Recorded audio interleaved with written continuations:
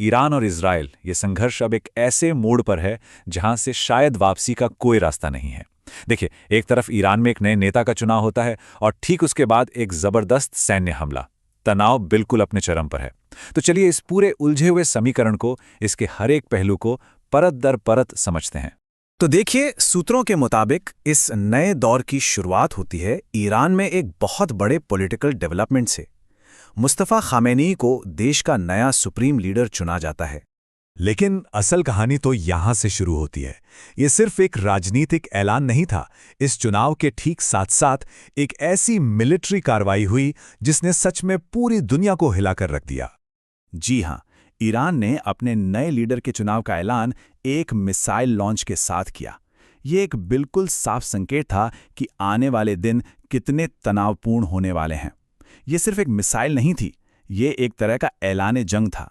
तो सबसे पहले इसी दिलचस्प कनेक्शन को समझते हैं कि कैसे ईरान में हुए इस सत्ता परिवर्तन ने संघर्ष की आग में और घी डालने का काम किया, और कैसे एक पॉलिटिकल फैसला सीधा सीधा एक सैन्य हमले की वजह बन गया।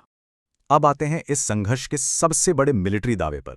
ईरान का एक ऐसा हमला जिसने कथित तौर पर अमेरिका के सबसे मजबूत डिफेंस सिस्टम में से एक को निशाना बनाया। और मकसद था अमेरिका की निगरानी की ताकत को अंधा कर देना। ये सवाल हर किसी के जहन में है। क्या सच में ईरान ने अमेरिका के इतने एडवांस्ड और महंगे डिफेंस सिस्टम को भेद दिया? चलिए इस दावे की जरा गहराई से पड़ताल करते हैं और देखते हैं कि रिपोर्ट्स असल में क्या कह रही हैं। तो यहीं पर आके कहानी में एक ट्विस्ट आता है।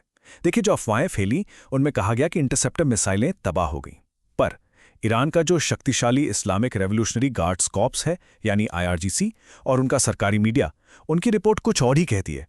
उनके हिसाब से हमला मिसाइलों पर हुआ ही नहीं, बल्कि सिस्टम के दिमाग पर हुआ, यानी उसके रडार सिस्टम पर।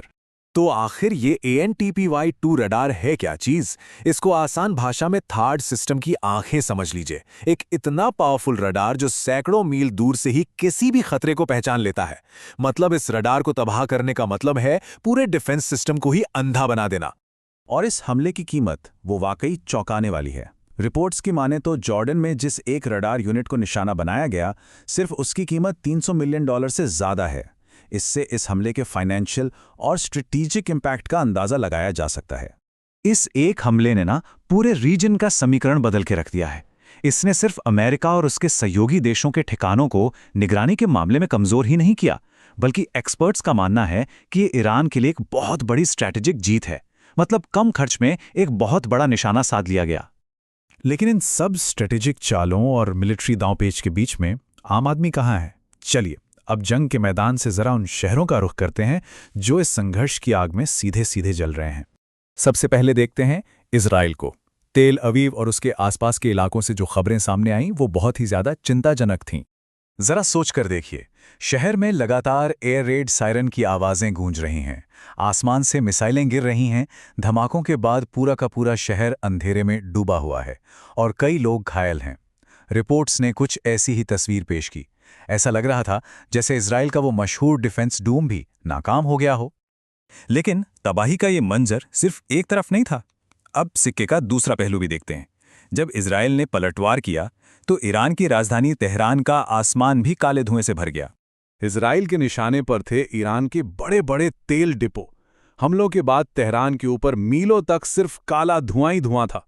CNN के एक पत्रकार ने तो जलते हुए तेल बेस की बीच से रिपोर्टिंग की।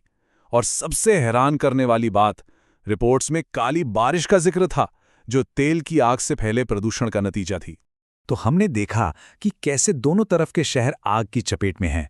लेकिन जंग के मैदान के अलावा एक और लड़ाई लड़ी जा रही थी, और वो लड़ाई थी सच और झूठ की। इस दौर में इंफॉर्मेशन खुद एक बहुत बड़ा हथियार बन चुका है।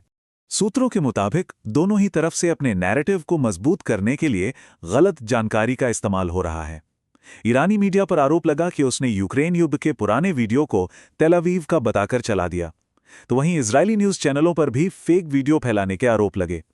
ऐसे में सच क्या है और झूठ क्या, इसके बीच की लकीर बिल्कुल धुंधली हो गई है। तो ये तो साफ है कि ये लड़ाई जमीन पर और डिजिटल दुनिया में दोनों ही मोर्चों पर लड़ी जा रही है। अब सवाल ये उठता है कि आगे क्या होगा। पॉलिटिकल बयानबाजी बहुत तेज है और दोनों ही पक्ष एक लंबी लड़ाई के लिए तैयार दिख रहे हैं।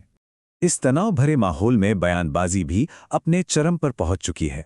अमेरिकी सेनेटर लिंडसे ग्रैहम का ये बयान, जिसमें वो कहते हैं हम उन्हें पूरी तरह से तबाह कर देंगे, ये दिखाता है कि राजनीतिक हवा कितनी गर्म है। और देखिए, ये जंग कब तक चलेगी, इस पर भी अंदाजे कैसे बदल रहे हैं। अमेरिका को पहले लगा कि ये बस 2 हफ्ते की बात है, फिर ये अंदाजा बढ़कर 4 हफ्ते हुआ, और अब कहा जा रहा है कि ये संघर्ष सितंबर तक खिंच सकता है। और दूसरी तरफ ईरान का क्या कहना है? उनके IRGC कमांडर ने तो साफ साफ कह दिया है कि हम तो 6 महीने की लड़ाई के लिए तैयार हैं। मतलब कोई भी पीछे हटने के मूड में बिल्कुल नहीं है। तो हम इसी सवाल के साथ इस विश्लेषण को यहीं रोकते हैं। इस आधुनिक दौर के युद्ध में जहां हथियार सिर्फ मिसाइलें नहीं बल्कि पैसा और झूठ भी हैं, वहां जीत के असली मायने क्या हैं? ये एक ऐसा सवाल है जिसका जवाब शायद आने वाला वक्त ही दे पाएगा।